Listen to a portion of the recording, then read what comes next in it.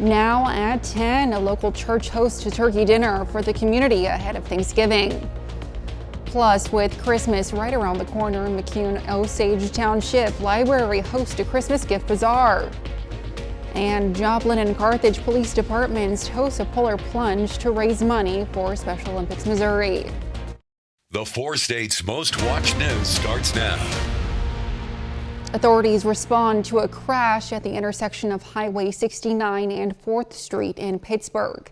This is KOAM News at 10. I'm Elise Snowy. The crash occurred around 5 p.m. when a vehicle was crossing the 4-way intersection. Another driver and a separate vehicle ran a red light and collided with the oncoming vehicle, causing it to overturn. Authorities say there were no serious injuries. Chris Warner joins us with a first look at weather. Yeah, we saw cloudy skies start to build in across the area earlier today. This is our camera on top of the Cornell complex, downtown Joplin.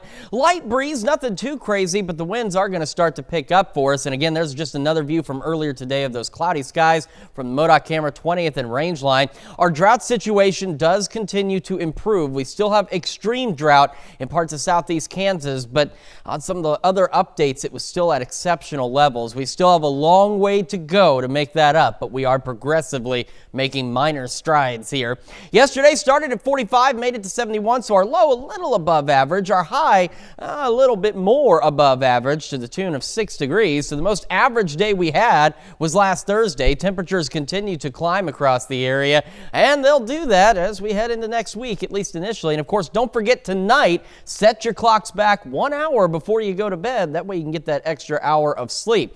We do have some rain chances out there. We're going to talk about all that in your full forecast here in just a few more minutes. All right, thanks, Chris. Well, American Legion Post 13 salutes veterans in Peace Church Cemetery. Today, American Legion Post 13 invited Joplin residents to join them at Peace Church Cemetery to pay respect to those who served our country. There was a 21-gun salute, set flags, and play taps. The event is in honor of Veterans Day, November 11th. My favorite part is just being able to honor those men that have gone before us for the work that they did while they were in the military to keep us free and a free nation.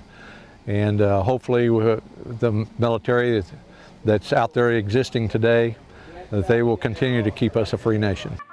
The American Legion Post 13 will also be honoring veterans in the Veterans Day Parade next Saturday.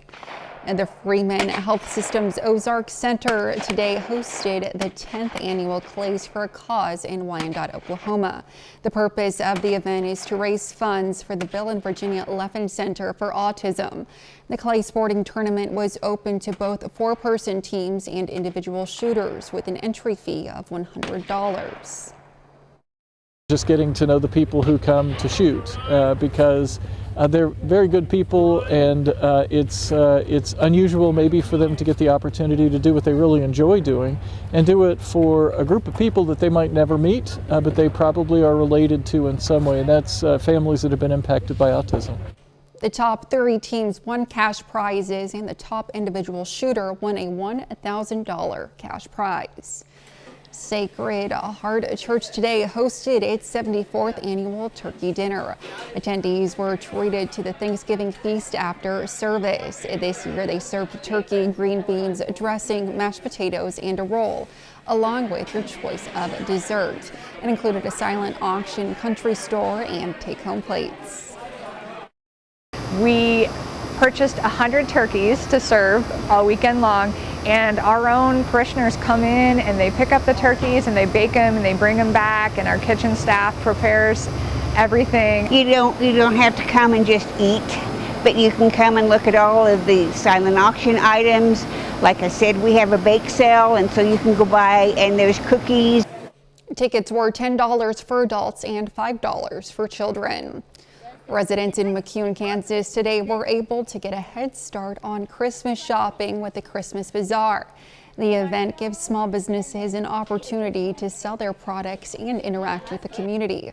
Some vendors served food and others sold things such as tumblers, towels, cutting boards, and more. and it brings it more local because we have lots of people that aren't as mobile in McCune. It also supports our library by some of the proceeds go back to our community programming, which then goes back to the community right there. Cora, what's the hardest part about being a business owner? It's Cora's Cocoa Bombs. The hardest part is like, I don't know. Organizing your money? Yeah, organizing your money. That's the hardest part. The event also featured a raffle of various prizes such as tumblers, ornaments, and blankets. Today, the Joplin Polar Plunge event, dubbed Reason for Freezin', took place at Shoal Creek, where participants took a plunge to support Special Olympics Missouri. The event, hosted by Joplin and Carthage Police Departments, was disco-themed, and those in attendance sported their best disco-inspired costumes and swimwear. The Polar Plunge is, we have people that register to plunge with us. They raise $75 in support of Special Olympics Missouri, and then they come out and they get in these very cold waters and they take the plunge. The event was open to anyone 10 years or older, and every participant was required to raise a minimum of $75. This year's fundraising goal was $12,000. The winter months are quickly approaching, and some Oklahoma homeless shelters are preparing. Reporter Michaela Glenn reports. The Tulsa Day Center, John 3:16 Mission, and the Salvation Army all work together to make sure no one is left out in the cold. They try to make sure their clients can survive the cold and beyond.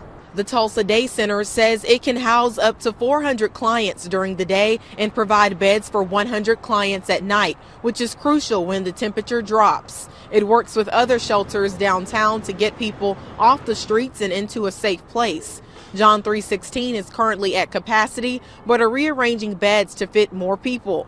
The director of guest services says they love the population they serve and they want to help as many people as possible.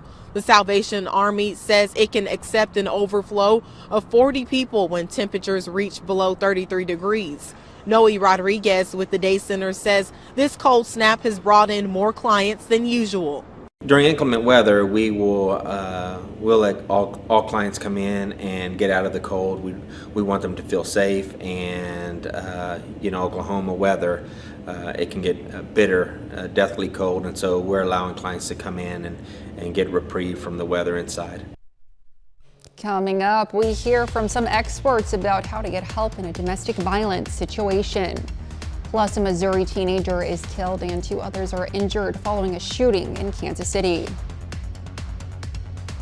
The holiday season can be a time of joy, but for those living with domestic violence, it can escalate an already bad situation. Reporter Chris Bryant has tips from experts on how you can get help. That anecdotally, we hear from local law enforcement that calls of domestic violence increase. Holiday shopping, finances, family obligations. The reason for an increase in domestic violence over the holidays have many stressors. Around the holidays, there can be increased financial stress around trying to afford gifts, trying to afford travel. We also know that the holidays can be an extremely lonely time for folks as well. And if you're a survivor experiencing domestic violence, you might be already isolated. Both men and women can be a victim of domestic violence. According to the National Domestic Violence Hotline, 1 in 4 women and 1 in 7 men, 18 and older, have been a victim of physical violence by a partner. Domestic violence can and does occur, and it can happen to anyone. Bailey Pyle with Burrell Behavioral Health says the stress of the holidays and knowing that conversations with your partner can be a trigger when it comes to unhealthy situations, it's important to find ways to take care of yourself. But if I react a certain way, then it's going to create this reaction in you. And so the biggest thing is caring for ourselves and having those conversations. And if those conversations are not safe to have, because that might be our reality, caring for ourselves is the biggest thing.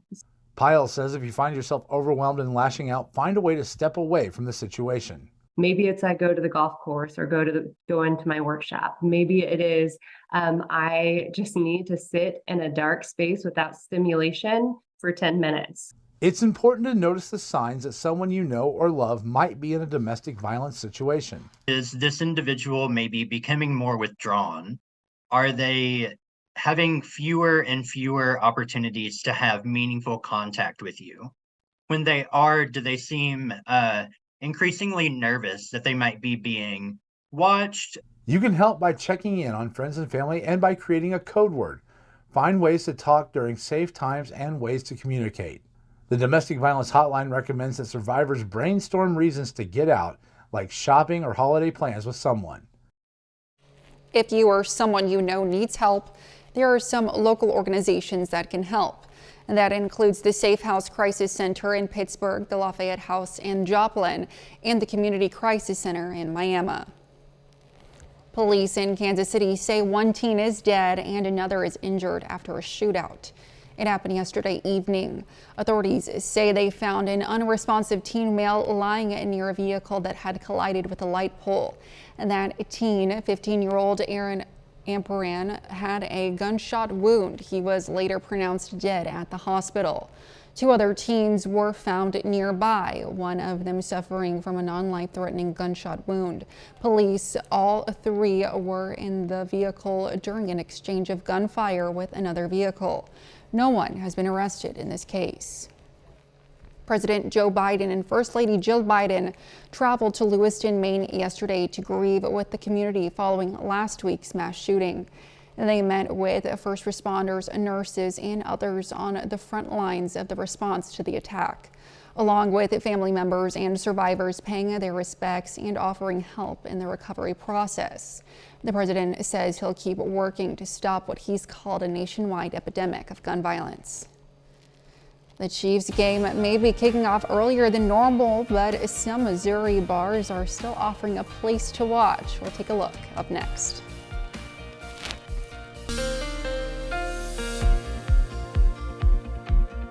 Welcome back. We did see some increasing clouds heading into the afternoon, and some of us even getting in on some shower activity, some of us continuing to get in on that shower activity through the evening, and that will persist overnight tonight. Could even have a couple of rumbles of thunder, but the good news is no strong, severe storms, anything like that. Just some much needed rain, albeit brief and rather scattered out there.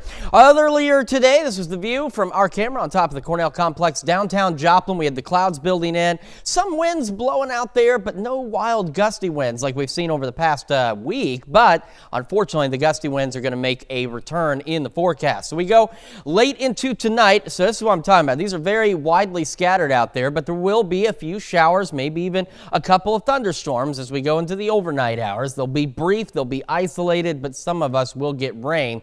We'll go ahead and start to warm back up again tomorrow, though. This is about noon on Sunday. Temperatures rising once again into the upper 60s. Then we go in the low 70s by the afternoon. So remember, our average high for this time of year is supposed to be right about 63 degrees, so well above that. In fact, we're still above average even as late in the day as 6 o'clock in the evening on our Sunday. However, we're going to remain dry as we head through Sunday and into our Monday across the area, but rain chances are still a possibility as we head into next week. But before that, we're also going to stay quite warm, and unfortunately, because we just can't get rid of those gusty winds, they're going to make a return, and they'll start to do so by tomorrow afternoon. Now, initially, as you can see, nothing too wild, but as the day progresses on Sunday, wind gusts start reaching around 20 miles an hour. We go into the overnight hours and into Monday morning. Now we've got wind gusts up to 30 miles an hour, maybe even upwards of 35 miles an hour. However, the winds will begin to calm down as we get into the second half of our Monday, at least a little bit across the area. So for tonight, again, a few isolated to widely scattered showers, maybe a rumble of thunder. Lows again above average into the mid 50s out there with the northeast breeze at about 5 to 10 miles an hour. We head into our Sunday, and we're warm again and above average again. Low 70s, a few lingering morning showers out there, and then those will clear out. But we'll be stuck with the mostly cloudy skies and the gusty winds gusting out of the south now at about 20 miles an hour. We go into the rest of our week. Things continue to warm up. Look at Monday and Tuesday. We are pushing close to 80 degrees And this is the second week of November, and it's going to be darn near 80. But then we've got our shower chances on Wednesday, and that will bring our temperatures back down right about average as we head through Friday of next week. We start to head into next weekend, and that's when things are definitely going to change again. We have more shower chances, and as you can see, another little bit of a cool down. But the good news is next weekend's cool down, nothing like what we saw a week ago. Our temperatures won't be plummeting, but we will fall just a little below average. The Kansas City Chiefs are hitting the road this weekend, but this time they had to fly overseas to play. Tomorrow they will be in Frankfurt, Germany, playing against the Dolphins. That means the game is early, 8:30 a.m. our time. Many of you might be wondering how you can watch. Well, one way, a sports bar, and yes, many are opening early just for the game. Those are the best fans. They're not the bandwagon fans. They're the diehard ones that'll show up to any game. So happy to have them out here. Looking forward to it. You might give your favorite spot a call to check on their Sunday hours. Most won't have the early opening on Google. Still ahead, Pitt State football hasn't lost a conference game in 2 years. And the Gorillas try to keep that streak alive against Missouri Western this afternoon. John Deals has the highlights from that game and more up next.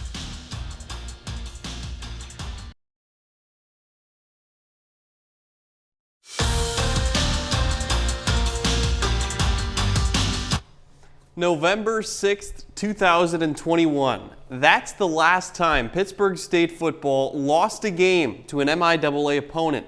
From that point on, the Gorillas have won 20 consecutive conference matchups, setting up this afternoon with a chance to clinch a second consecutive MIAA championship.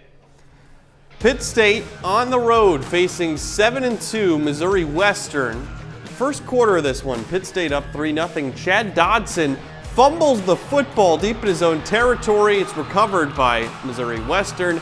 That'd be a theme in this one. Gorillas making mistakes we haven't seen from them all year. After the good field position, Seth Cromwell punches it in. Missouri Western leads 7-3. Next Gorilla possession. Dodson redeems himself here. He throws it up to Colby Katzis. What a catch. Touchdown Pitt State. Gorillas retake the lead, up 10-7. Pitt State gets the ball back under 2 minutes before halftime. Dodson right back to Katzis, who goes up and makes another great catch. That leads to this QB sneak on the 1 yard line. PSU leads 17-10 at that point. That'd be the score going into half. In the second half, Missouri Western starts to air it out. Armani Eden goes deep to his receiver, Jonas Bennett. Huge pickup. That drive would end in a Missouri Western touchdown. 17 apiece. Fast forward into the fourth. We're tied at 24 now. Armani Eden dumps it off to Jonas Bennett again. This time he dives in. They say he scored a touchdown. Pitt State head coach Brian Wright challenges the play, but it's called. The call stands, stays a touchdown. 31-24 Western. Next Pitt State possession, Chad Dodson goes to his running back, Cleo Chandler. He takes this pass the distance, 45-yard touchdown. However, Pitt State misses the extra point, so it's 31-30 Missouri Western. Under 2 minutes to go. Pitt State with the ball. The 34-yard line looking to score and take the lead, but Chad Dodson goes down and he injures his ankle on this play. So next play, 4th and 13. Ty Pennington needs to get a first down. He gets sacked. Missouri Western upsets number 2 Pitt State 31-30. The Gorillas' first MIAA loss in over 2 seasons. That's a good football team over there, and we knew that going in. We were going to have to play mistake-free at a high level, and we didn't play mistake-free, and they caused a lot of that, and we shot ourselves in the foot a lot too. Missouri Southern also on the road this afternoon. The Lions have lost 4 of their last 5, most recently a week ago at home to Central Missouri. They try to right the ship against Emporia State today. Final home game of the season for Emporia State, and it wasted no time dominating. DeAndre Thomas Jr. caps off the first drive of the game with a 2-yard touchdown score. It's 7-0 Hornets. Then Tyler Coleman making magic on Emporia State's next offensive possession. He scores a 74-yard touchdown. It's 14-0 Hornets. Big day for Luke Sampson through the air. He gets a completion here for 45 yards to Dayon Gaston. Part of a career-high 315 passing yards for him, and This touchdown pass to David Bethune, one of 3 on the day for Sampson, makes it 14-7, but plays like that too few and far in between. Lions couldn't slow down Emporia's offense. Second touchdown of the day now for Thomas, makes it 21-7, then Gleason to Coleman again, this time makes it 28-7. Another big loss for Missouri Southern. The Lions fall to Emporia State 63-28. Over to Division I college football, huge matchup in the SEC this afternoon. Similar situation to Pitt State. Georgia is 2-time defending national champs. The Bulldogs haven't lost an SEC regular season game since November of 2020. Georgia at home against 7-1 Mizzou. First quarter, Tigers down 3-0. Brady Cook takes a deep shot. He finds Luther Burden III for a touchdown, 39 yards at 7-3 Missouri. Second quarter, same score. Carson Beck, quick strike to Dominic Lovett, makes it 10-7 Georgia. Third quarter now, Bulldogs down 13-10.